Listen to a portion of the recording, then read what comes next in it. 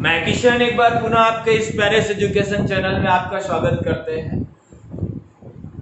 Reflection of light पे बात कर रहा था मैं, कक्षा 10 के टॉपिक पे प्रकाश के परावर्तन पे मैं आपसे बातें कर रहा था। उसी केस को आज आगे बढ़ाते हुए हमने प्रीवियस लेक्चर तक दर्पण क्या होता है, दर्पण के कितने प्रकार होते हैं, उनसे संबंधित भागों पे हमने बात किया है।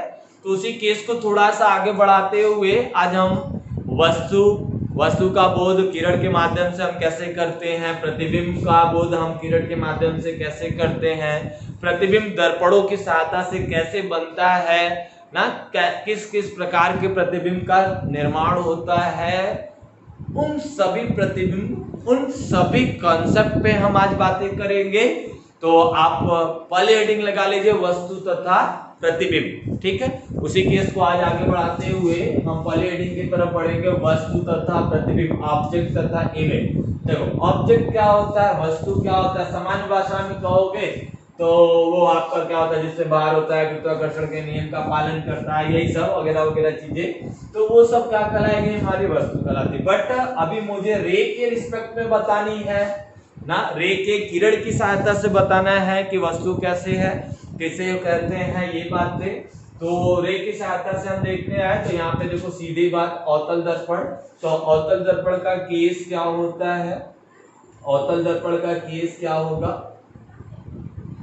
ठीक है, अवतल दर्पण।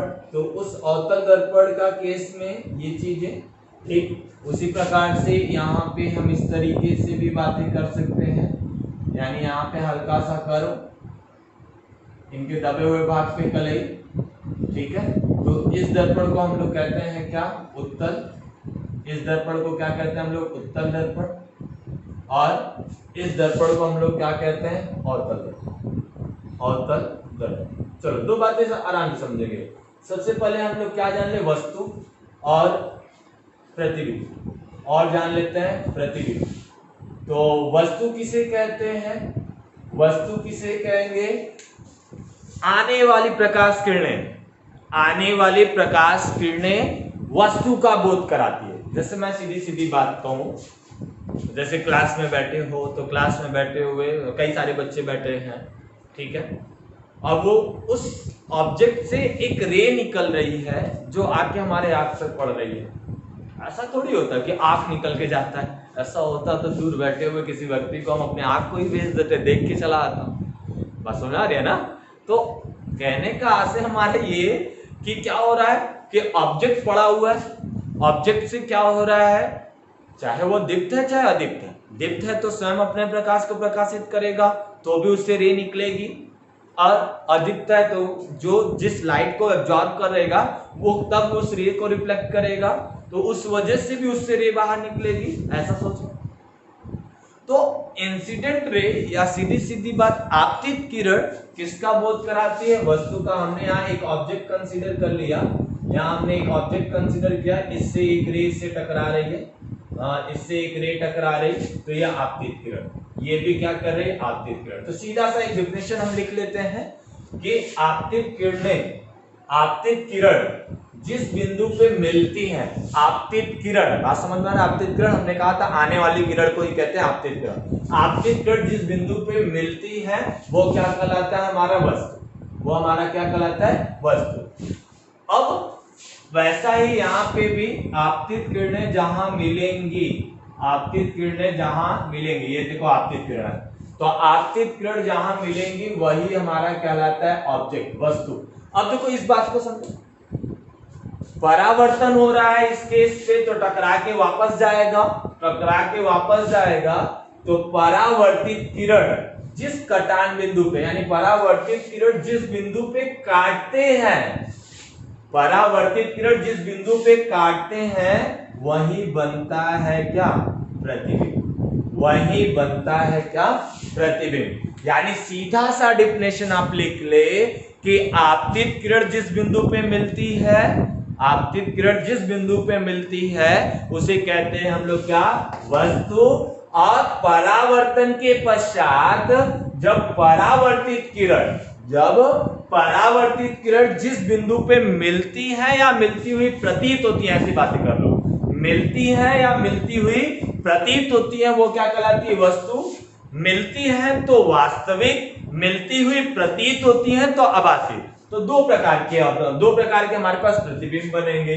यहाँ वास्तव में मिल रहा है, यहाँ वास्तव में मिल रहा है, इसलिए यहाँ बने प्रतिबिंब को हम लोग कहते हैं वास्तविक प्रतिबिंब। इसलिए हम लोग यहाँ बने प्रतिबिंब को कहते हैं हम लोग क्या, वास्तविक प्रतिबिंब बोलते हैं। वैसे ही जब यहाँ देखें तो एक रे टकराने के बाद ऊपर चली गई, एक रे टकराने के बाद नीचे चली आई। अब इसी को हम लोगों ने क्या किया, पीछे बढ़ाया। तो देखो यहाँ पे मिलती हुई प्रतीत हो रही है, ऐसा लग रहा है कि पीछे मिलेगा, तो वहां पे इस प्रतिबिंब को हम लोग कहते हैं आभासी प्रतिबिंब। है तो रिफ्लेक्टेड ही, परावर्तित किरण ही है, तो इसे बोलते हैं हम लोग क्या, आभासी किरण, सॉरी आभासी प्रतिबिंब। तो प्रतिबिंब कितने प्रकार के, दो प्रकार के। प्रतिबिंब कितने प्रकार के हो गए, दो प्रकार के। एक क्या हो गया, वास्तविक प्रतिबिंब, एक क्या हो गया, आभासी प्रतिबिंब। एक क्या हो जाएगा हमारा, आभासी प्रतिबिंब। डायग्राम मस्ट है, डायग्राम के लिए एकदम, डायग्राम को आप बनाना सीखिए ना, ये आपका क्या हो जाएगा, वस्तु किसे क्या, ये बातें समझ गए। आपतित किरण जिस बिंदु को मिलेगी वही क्या कहलाएगा, वस्तु। यहाँ पे क्या हो जाएगा, आपतित किरण जहां मिली वो क्या कहला रही है, वस्तु। और यहाँ पे हमने कहा परावर्तित किरण के कटान बिंदु को, ऐसा कह लो, परावर्तित किरण के कटान बिंदु को हम लोग क्या कहते हैं, प्रतिबिंब। प्रतिबिंब कितने प्रकार के, दो प्रकार के। डिफिनेशन हमने दो बातें लिखवाई, काटती है या काटती हुई प्रतीत होती है, काटती है या काटती हुई प्रतीत होती है ना। तो उस प्रकार से प्रतिबिंब दो प्रकार के, एक वास्तविक प्रतिबिंब और एक क्या हो गया, आभासी प्रतिबिंब। इसी केस को थोड़ा सा आगे बढ़ाएं तो दर्पणों की सहायता से प्रतिबिंब कैसे बनते हैं, उसी नियम को हम लोग पढ़ेंगे, यानी आरेख पढ़ेंगे कि किस प्रकार से दर्पणों द्वारा प्रतिबिंब की उत्पत्ति होती है। तो पहले इस बात को नोट कर लीजिए ना, इस बात को नोट कर ले और अगले हेडिंग लगा ले कि गोलीय दर्पण से प्रतिबिंब बनने के नियम। तो जो अगली हेडिंग होगी आपकी वो हो जाएगी गोलीय दर्पण से, गोलीय दर्पण से प्रतिबिंब बनने के नियम, प्रतिबिंब बनने के नियम। मुख्यतः ये तीन प्रकार के, मुख्यतः ये कितने प्रकार के, तीन प्रकार के। मिटा दे ना, पॉज करके नोट कर लिया करो, ठीक है, मिटा ले। चलो अब इस केस को हम थोड़ा सा आगे बढ़ाएंगे, प्रतिबिंब बनने के नियम। अब अवतल दर्पण से प्रतिबिंब कैसा बनता है, उत्तल से कैसा बनता है, उनको भी बाद में देखेंगे। सबसे पहले हम देखें गोलीय दर्पण से प्रतिबिंब बनने के नियम क्या होते हैं, उन बातों को समझते हैं। ये नियम आपको आने चाहिए, ये नियम आपको आएगा तभी आप आरेख अच्छे से खींच पाएंगे, ठीक है, तभी यह आरेख आप अच्छे से खींच पाएंगे। तो चलो गोलीय दर्पण से प्रतिबिंब बनने के नियम। तो पहला नियम गोलीय दर्पण का, यानी गोलीय दर्पण से प्रतिबिंब बनने के नियम, तो आप लिख लीजिए, लिखिए, मुख्य अक्ष के समांतर आने वाली प्रकाश किरण, मुख्य अक्ष के समांतर आने वाली प्रकाश किरण परावर्तन के पश्चात मुख्य फोकस से होके जाती है, मुख्य फोकस से होके जाती है, ठीक हो गया। चलो अब इस बात को समझ लेते हैं, इस बात को समझ ले इस तरीके से, ऐसा। ये हमने कहा ये अवतल दर्पण है, ठीक है, अवतल दर्पण। इसी का मैं उत्तल भी ले ले रहा हूं, इसी का मैं उत्तल भी ले लिया, ठीक। ये उत्तल दर्पण, यानी ये उत्तल दर्पण हो गया, और ये आपका क्या हो गया, अवतल दर्पण। चलो हमने कहा ये मुख्य अक्ष के समान, ये मुख्य अक्ष हो गया, इसका प्रिंसिपल एक्सिस, मुख्य अक्ष, ये इसका मुख्य अक्ष होगा, मुख्य अक्ष ना, ये इसका पोल ध्रुव, ये इसका पोल ध्रुव, ठीक। हमने कहा सेंटर ऑफ कर्वेचर यानी वक्रता केंद्र, ये आपका क्या हो जाएगा, फोकस। उसी प्रकार इसका यहां मिलता है एफ, यानी ये क्या हो जाएगा एफ, ये हो जाएगा क्या सी, देखो पहला नियम मैंने आपको क्या लिखा है, मुख्य अक्ष के समांतर आने वाले प्रकाश किरण, देखो ये मुख्य अक्ष हो गया, इसके समांतर आने वाली प्रकाश किरण, मुख्य अक्ष के समांतर आने वाली प्रकाश किरण परावर्तन के पश्चात फोकस से होकर जाती है, परावर्तन के पश्चात कहां से होकर जाती है, फोकस से। वही यहां देख ले, ये वर्चुअल इमेज देता है आभासी, मुख्य अक्ष के समांतर आता है, परावर्तन होगा और ये ऐसा प्रतीत होगा कि कहां से आया है, फोकस से ही बात है। ठीक, तो ये पहला नियम था, मुख्य अक्ष के समांतर आने वाली प्रकाश किरण, मुख्य अक्ष के समांतर आने वाली प्रकाश किरण परावर्तन के पश्चात मुख्य फोकस से होगा। इसका जो दूसरा केस है, जो दूसरा केस है ना,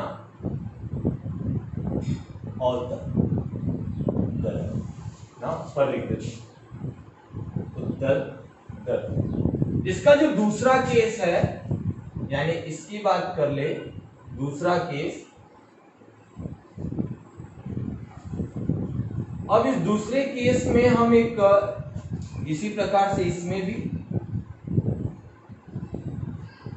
चलिए बात को समझो ध्यान से, थोड़ा सा डायग्राम वाला मैटर है, आरेख खींचना है तो थोड़ा स्लो। तो याद देखो ये मुख्य अक्ष को, इसका मुख्य अक्ष हो गया, ये भी इसका मुख्य अक्ष हो गया, प्रिंसिपल एक्सिस हो गई इसकी ना। अब ये प्रिंसिपल एक्सिस हो गया तो इसको हम लोग बोलते हैं क्या, मुख्य अक्ष। ये इसका क्या कहलाएगा बच्चा, पोल कहलाएगा। ये इसका क्या कहलाएगा, मुख्य अक्ष बच्चा, ये इसका पोल कहलाएगा। ये इसका क्या कहलाएगा, सेंटर ऑफ कर्वेचर, और ये इसका क्या कहलाएगा, फोकस। वैसे यहाँ पे सेंटर ऑफ कर्वेचर और ये इसका क्या कहलाएगा, फोकस। देखो दूसरे नियम में क्या कहता है, जब कोई प्रकाश किरण वक्रता केंद्र से आपतित होती है, यानी वक्रता केंद्र से जाके टकराए, वक्रता केंद्र से जाके टकराए दर्पण पे, तो परावर्तन के पश्चात वह पुनः उसी मार्ग पे वापस आए। वही काम यहाँ पे हम वही देखते हैं कि ये मुख्य अक्ष के, यानी ये वक्रता केंद्र से ही ऐसा हो रहा है कि पास हो रहा है, और ये क्या होगा, टकरा के उसी पे क्या होगा, वापस चला जाएगा। तो ये आपका दूसरा नियम, ये आपका क्या हुआ, दूसरा नियम। पहला नियम क्या पड़ा, मुख्य अक्ष के समांतर आने वाली प्रकाश किरण परावर्तन के पश्चात कहां से होकर जा रही है, फोकस से होकर जा रही है। उत्तर वही काम यहां से देखा, तो हमने आपको पहले ही दो कैटेगरी बताया इमेज के, एक वास्तविक के लिए, एक क्या इमेजरी के लिए। डॉटेड में जहां बनेगा वो आपका वर्चुअल के लिए, जहां डॉटेड में बनेगा आपका वर्चुअल इमेज हो जाएगा, ऐसा बनेगा तो आपका रियल इमेज हो जाएगा। जो तीसरा नियम आया, थर्ड आया, वो ये आया कि ये मुख्य, ये हमने उत्तल दर्पण लिया ना, ये हमने ये हमने अवतल ले लिया, और इस अवतल पे, और ये हमारा उत्तल हो गया जो अंदर का ले करते हैं ना। ये इसका प्रिंसिपल एक्सिस, ये इसकी प्रिंसिपल एक्सिस, ठीक है।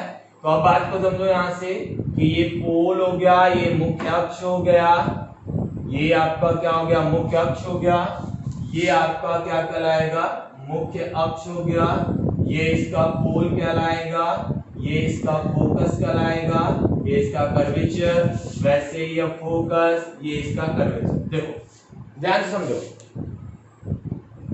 ना, ध्यान से देखो यहां पे क्या हो रहा है, ये वाला नियम जस्ट पहले वाले का उल्टा। यहां क्या हो रहा है कि मुख्य अक्ष के समांतर आ रहा है, फोकस से जा रहा है। यहां कहा जाता है कि जब कोई प्रकाश किरण फोकस से जाके टकराएगा तो वो मुख्य अक्ष के समांतर चलाएगा, वो मुख्य अक्ष के क्या चलाएगा, समानांतर। जस्ट पहले का उल्टा, जस्ट पहले का उल्टा। वही काम यहां भी होगा, जो प्रकाश किरण फोकस से आपतित होगी वो मुख्य अक्ष के क्या चली आएगी, समानांतर चली जाएगी। मुख्य अक्ष के कैसे चली आएगी, समानांतर। तो तीन प्रकार के प्रतिबिंब बनने का, मुख्यतः तीन प्रकार के प्रतिबिंब बनने का नियम होता है। सबसे पहला नियम हमने बताया आपको क्या, मुख्य अक्ष के समांतर आती है तो परावर्तन के पश्चात कहां से होकर जाती है, फोकस से होकर जाती है। यहाँ पे भी उसी तरीके का डायग्राम दिखा है, ये वर्चुअल इमेज के लिए हो गया, ये रियल इमेज के लिए हो जाएगा। दूसरा नियम पढ़ा आपने क्या कि यदि वक्रता केंद्र से आपतित होगा तो परावर्तन के पश्चात वो उसी मार्ग में वापस चला जाएगा। ठीक है, वही काम यहाँ पे दिखा है। तीसरा, यदि कोई प्रकाश किरण फोकस से आपतित होता है तो परावर्तन के पश्चात कैसा जाएगा, मुख अक्ष के समांतर चला जाएगा। ये 3 केसेस है गोलीय दर्पण द्वारा प्रतिबिंब बनने के नियम। इस तीनों केस को आप ध्यान में रखिएगा। इसी तीनों केस का यूज करके, इन्हीं चीजों को यूज करके हम लोग अवतल दर्पण या उत्तल दर्पण द्वारा प्रतिबिंब बनने के नियम का वर्णन करेंगे। कैसे बनेगा उन्हें बनाने का प्रयास करेंगे। आइए देखते हैं। तो पहले इसको नोट कर लीजिए, नोट कर ले। चलिए आगे देखते हैं। ठीक है, तो अभी हेडिंग लगा लीजिए कि अवतल दर्पण द्वारा प्रतिबिंब बनने के नियम, सॉरी अवतल दर्पण द्वारा प्रतिबिंब कैसे बनता है। ये तीनों नियम आप अपने पास ध्यान में रखिएगा और नोट करिएगा। आरेख मस्ट है, लिख के करिएगा। मैं थ्योरी बोल दिया हूं, आप उसको लिखिए, फिर डायग्राम बनाइए, फिर लिखिए, फिर डायग्राम बनाइए। इसकी प्रैक्टिस ज्यादा से ज्यादा कीजिए जिससे ये डायग्राम आपका एकदम क्लियर हो। सवाल में भी बोलता है तो वो चीजें समझ में आने, पोजीशन समझ में आने लगेगा तो आपका सवाल बनेगा। ठीक है, तो अभी मैं रे डायग्राम खींच रहा हूं अवतल दर्पण द्वारा। ठीक है, अवतल दर्पण द्वारा प्रतिबिंब कब कहां रखने पर कैसा बनेगा उसको हम अच्छे से समझेंगे। आधा चीज जो सवाल का न्यूमेरिकल का जो आधा कॉन्सेप्ट है वो वहीं खत्म ना, हम लोग वहीं से फील कर लेते हैं। चलो और देख लेते हैं। तो अब यहाँ पे अगली हेडिंग आप लगा ले कि अवतल दर्पण द्वारा प्रतिबिंब बनने के नियम। मैं आपको बता दूं, इसमें 6 प्रकार के प्रतिबिंब बनने के नियम, या इसमें नियम नहीं, अवतल दर्पण से प्रतिबिंब का बनना। तो अवतल दर्पण में 6 प्रकार के प्रतिबिंब बनते हैं। ऑब्जेक्ट को हम अलग अलग जगह पे प्लेस करा के हम अलग अलग तरीके से प्रतिबिंब बनाते हैं। ठीक है, तो अभी उसी को हम लोग आगे यूज करेंगे। तो आइए सबसे पहले हेडिंग आप लगा लीजिए कि अवतल दर्पण, अवतल दर्पण, दर्पण द्वारा प्रतिबिंब का बनना, प्रतिबिंब का बनना। चलिए इस बात को समझते हैं। जो इसमें सबसे पहला केस, अवतल दर्पण तो आपको समझ में आ ही गया था, दिल के उभरे हुए भाग पे कलई होती है, प्रकाश का परावर्तन दबे हुए भाग से होता है। ठीक है, चलो अभी तो इतनी बातें हो गई। यदि नहीं पढ़ा है तो डिस्क्रिप्शन में लिंक डाल दूंगा, पढ़ के आइए तो मजा आने वाला है। ठीक है, देखो कहने का मतलब ये ना कि यदि आप सही ढंग से पढ़ रहे हो, सही वे से पढ़ रहे हो और कंटिन्यू पढ़ रहे हो, ठीक है, कंटिन्यू पढ़ रहे हो, तब तो आपको वो सारी चीजें बहुत बेहतरीन ढंग से समझ में आने वाली है ना, बहुत बेहतरीन ढंग से समझ में आने वाली है। इस वजह से स्लो आराम से वीडियो को पॉज करके बात को समझे, फिर रिटर्न करें ना। नहीं समझ में आता है तो फिर बैक करें, देखें और पूरा देखें, एक कलेक्शन इकट्ठा करें तो बड़ा मजा आने वाला है, बहुत मजा आएगा पढ़ने में। आइए पहले देखते हैं।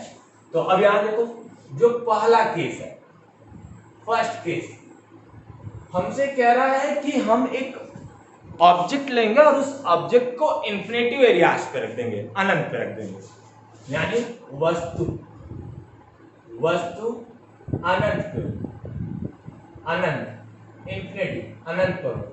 चलो इस बात को समझो। मैं रे डायग्राम बनाऊंगा, थ्योरी आपकी रहेगी, तो इस बात को समझते हैं। यानी ये बात, ये अवतल, थोड़ा सा ये अवतल,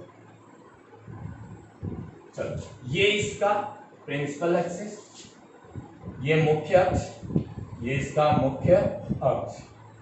चलो इस बात को, ये इसका पोल, ये इसका क्या होगा, कर्वेचर ऑफ सेंटर, ये आपका क्या हो गया, फोकस। ये ऑप्टिकल ब्रेंच, ये ऑप्टिकल ब्रेंच, मुख्य अक्ष को ही हम लोग ऑप्टिकल ब्रेंच का नाम ऐसा कह रहा है। चलो अभी उस साइड में रखते हो मुख्य अक्ष।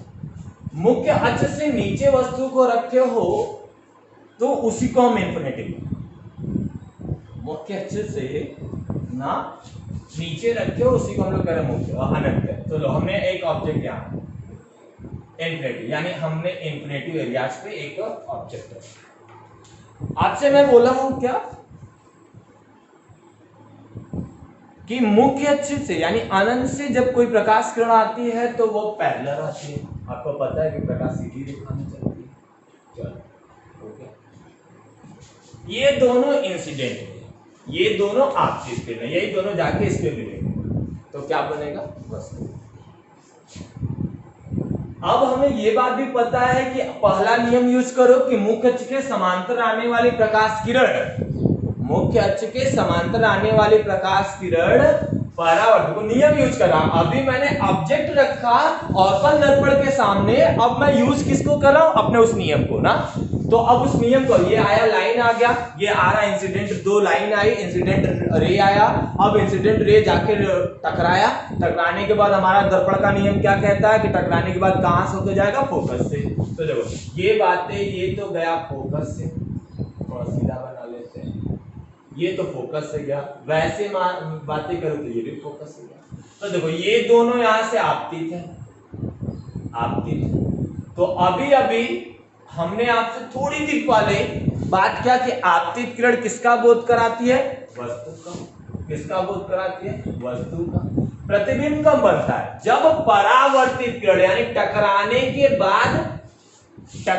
के बाद किरण जिस बिंदु पे काटती है, जिस बिंदु पर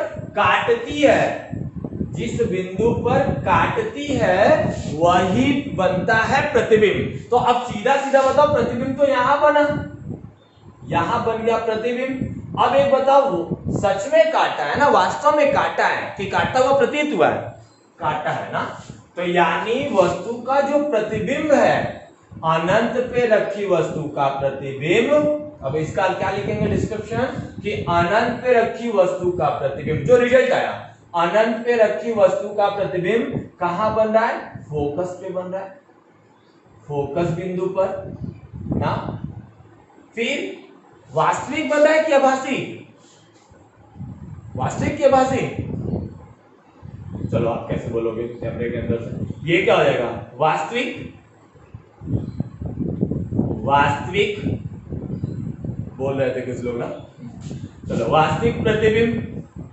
अब इस वास्तविक प्रतिबिंब का यानी फोकस पे बना है, वास्तविक प्रतिबिंब बना है, और बिंदु के आकार का बना है, क्या एकदम डॉट, बिंदु के आकार का, बिंदु के आकार का छोटा ही बना है, बहुत छोटा बना है, वस्तु अनंत पे है फिर भी उससे रे आ रही है, इसका मतलब क्या, बहुत बड़ी रही होगी, तो यानी बहुत छोटा बना, बहुत बिंदु के आकार का, बहुत छोटा। ऑप्टिकल बेंच पे ही है, तो सीधी बात हम लोग क्या कर सकते हैं, उल्टा या सीधा का बोध नहीं कर पाते, लेकिन एज ए नेचर हम ये बात कह सकते हैं कि उल्टा बन रहा है, उल्टा बन रहा है, ठीक है। इस बात चलो दूसरी केस को हम ले लेते हैं। दूसरी केस में हम ऑब्जेक्ट को कर्वेचर ऑफ सेंटर, से गलती हो गई, सॉरी, यहां पे एफ, यहां पे गलती हो गई ना, बोल भी नहीं सकते थे लोग, ठीक हो गया आगे, सॉरी, ठीक है। सी और ये क्या हो गया, यहां सी और ये एफ मध्य बिंदु, ठीक है। सेकंड केस को माफ करिएगा, ठीक है।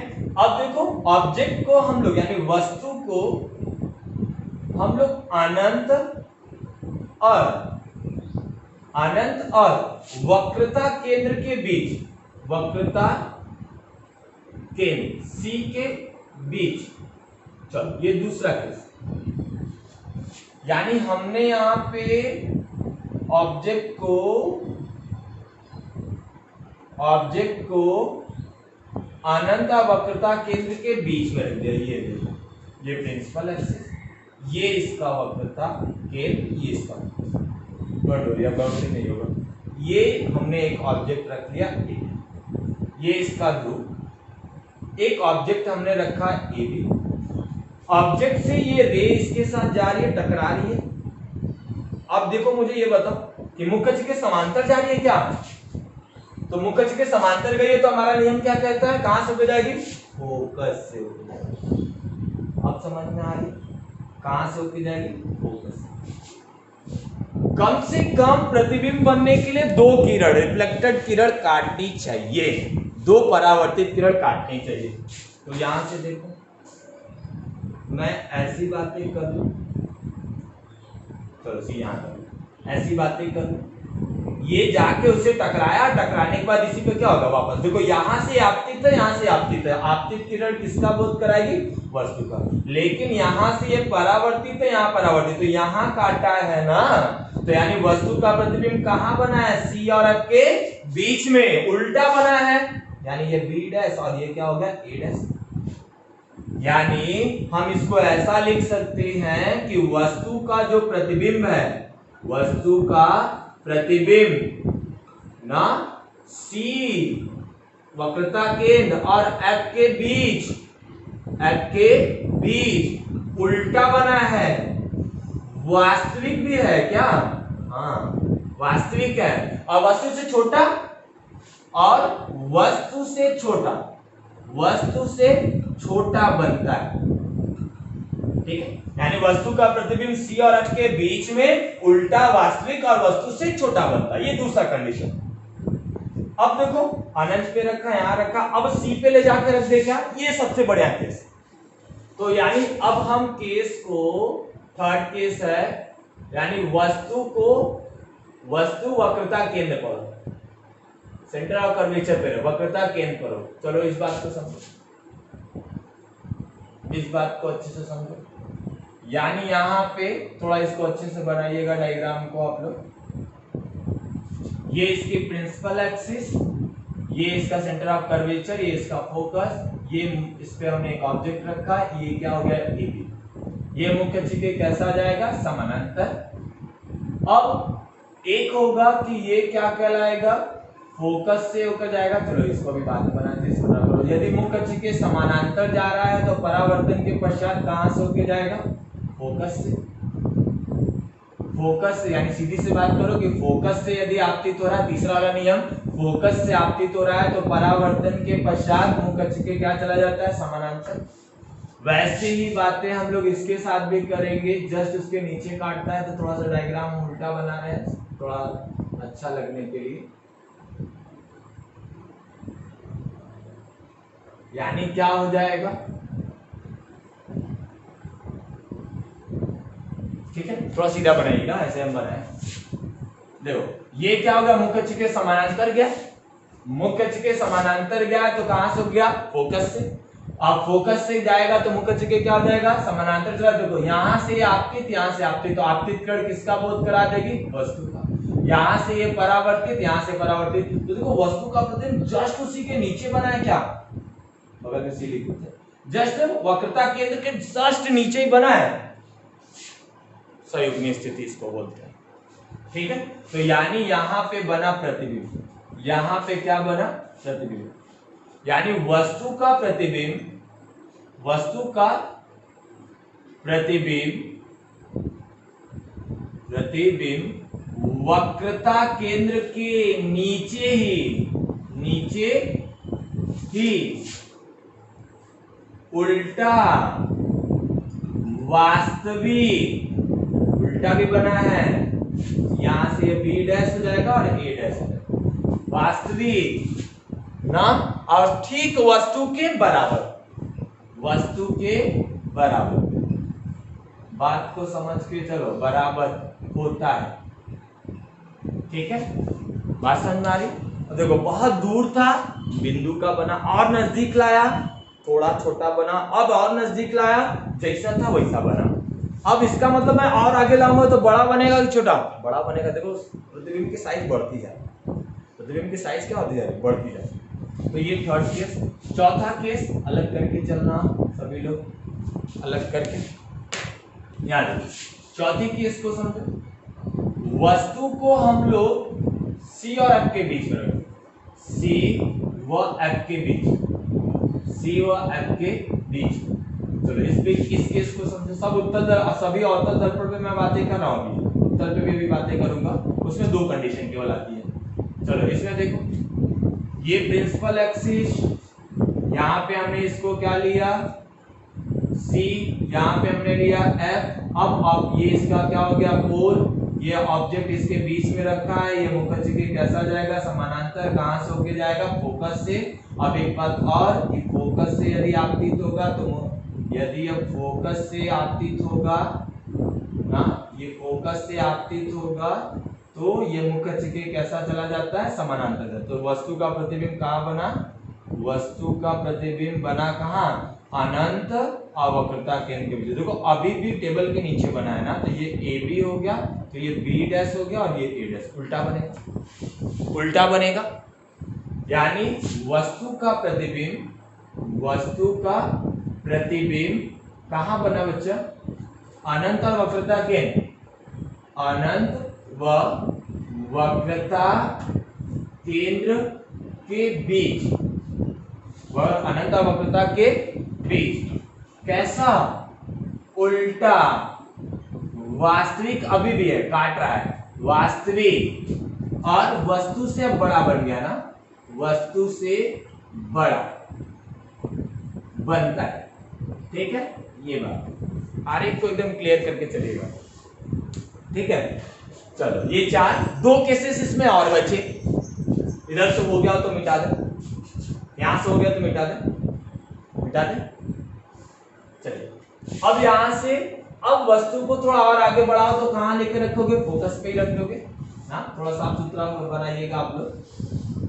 ठीक, तो अब यहां से हम लोग एक केस, दो केसेस और बचे हैं, तो अब हम लोग फोकस पे रख देंगे और फिर अगली बार कहां रखेंगे, फोकस और ध्रुव के बीच। तो जो पांचवा केस बना, वस्तु फोकस पर, फोकस पे स्थित हो, तो देखो फोकस पे स्थित होगा तो क्या होगा, ये होगा, ये इसका प्रिंसिपल एक्सिस हो गया, ये मुख्य अक्ष हो गया ना, ये इसको कहते हैं हम लोग पोल, ये फोकस, ये आपका सेंटर ऑफ कर्वेचर। देखो ऑब्जेक्ट जस्ट इसी के ऊपर है, ये मुख्य अक्ष के समानांतर गया, कहां से होके जाएगा, फोकस से होके जाएगा। ठीक, और ये हम ऐसा मान के चल रहे हैं, ठीक, ये इससे जाकर टकराएगा और टकराने के बाद इसी पे वापस चलाएगा, और ऐसा हम मान के चल रहे हैं कि अब ये जाके कहां मिलेगा, इन्फिनिटी पे।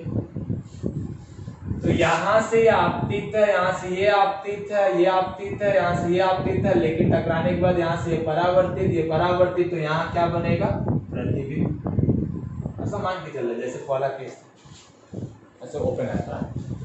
ये क्या बना हमारा, वस्तु, यानी वस्तु का प्रतिबिंब, वस्तु का प्रतिबिंब इस केस में का प्रतिबिंब अनंत पे बना, क्या अनंत पे शिफ्ट कर गया, अनंत पर, अनंत पर उल्टा ना, अभी भी देखो टेबल के नीचे ही है, इसका मतलब उल्टा, उल्टा।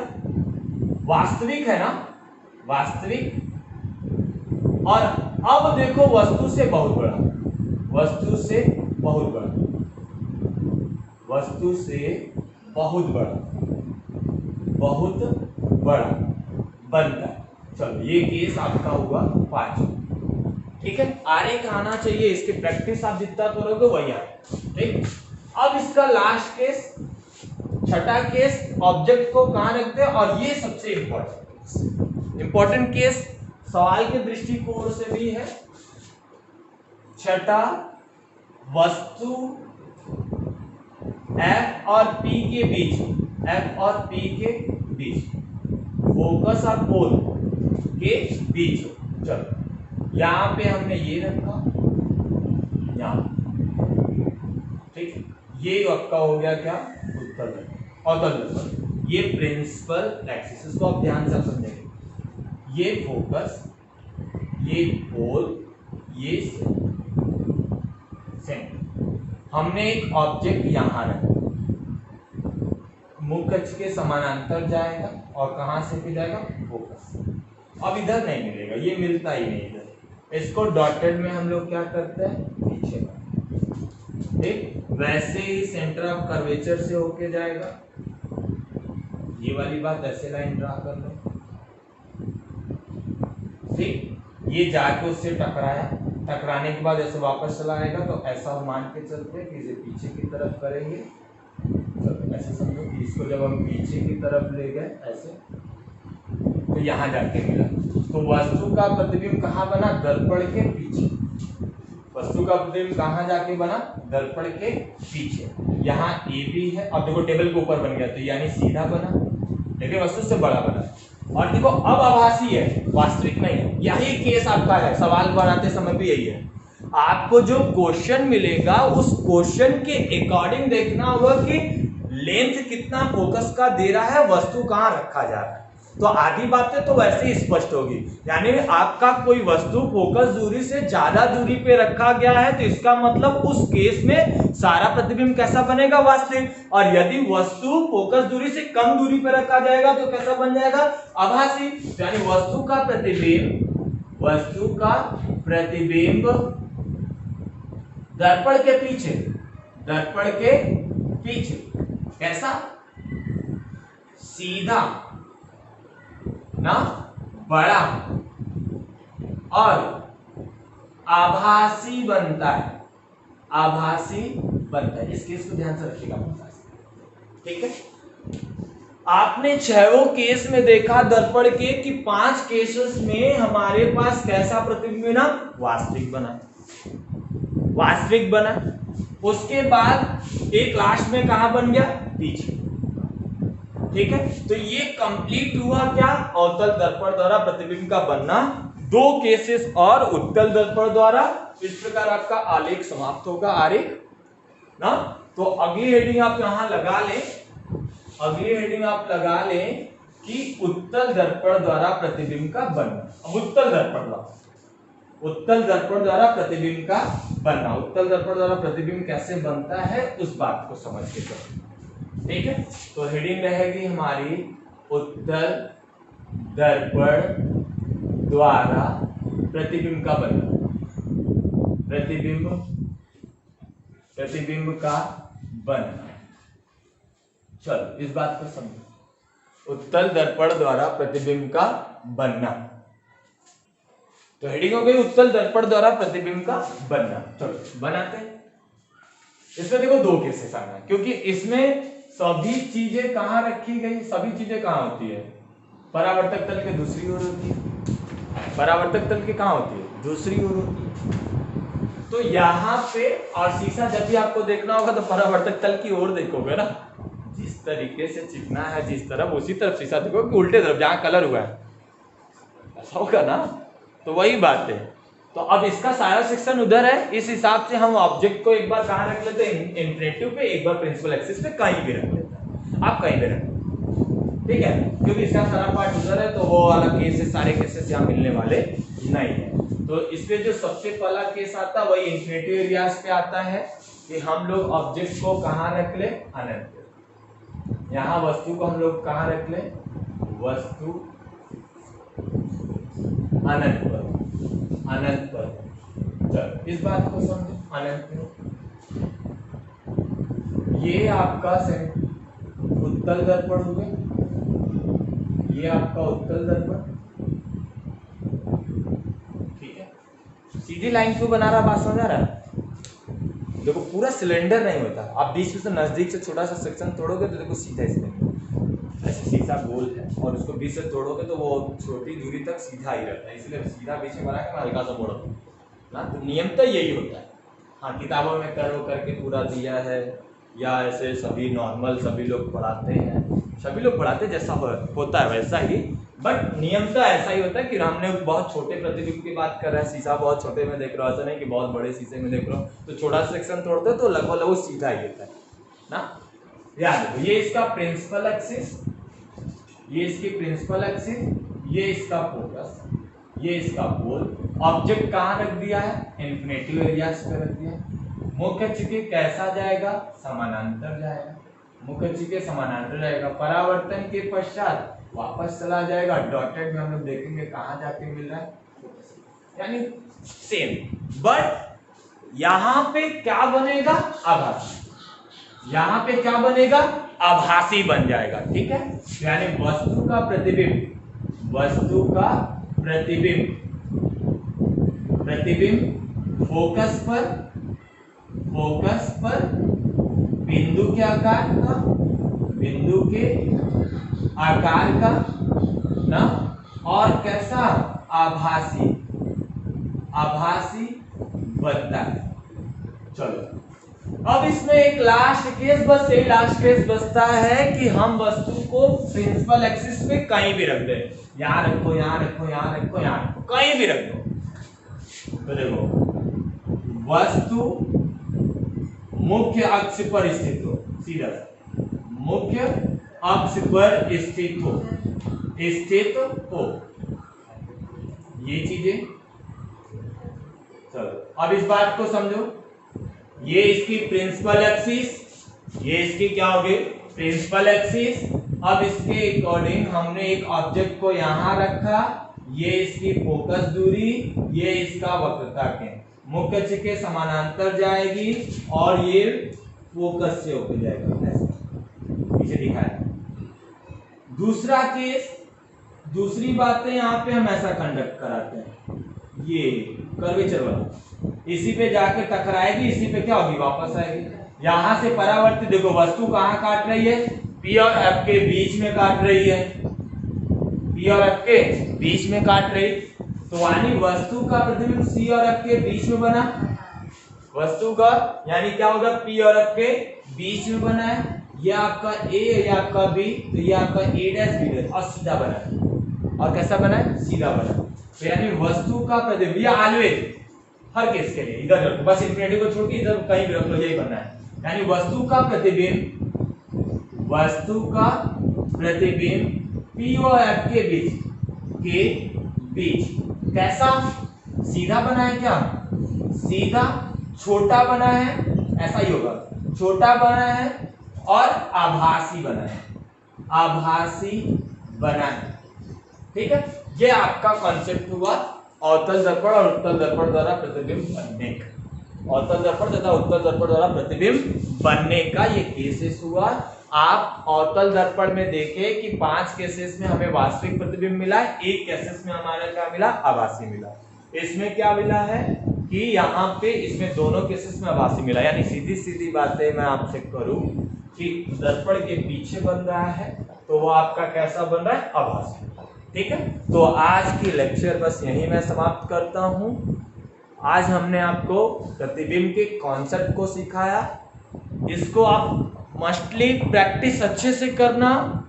इस प्रैक्टिस के हिसाब से लगभग 75% क्वेश्चन का कॉन्सेप्ट आपको समझ में आ जाता है, 25% वही आपका कैलकुलेशन बचता है, ठीक है। और लगभग बोर्ड एग्जाम के में मल्टीपल चॉइस के क्वेश्चन वगैरह भी कि कैसा नेचर होगा, इस टाइप का जो क्वेश्चन आता है वो आपके इस कॉन्सेप्ट से सॉल्व हो जाता है। किसी में हमें कहता है आरे खींचने के लिए, तो ये सब चीजें आपको आनी बहुत जरूरी है। तो आज के लिए बस इतना ही, thank you, best of luck, मन लगा के पढ़िए, घर रहिए, सुरक्षित रहिए, सुरक्षित रखिए और बहुत ज्यादा मन लगा के पढ़िए। Thank you.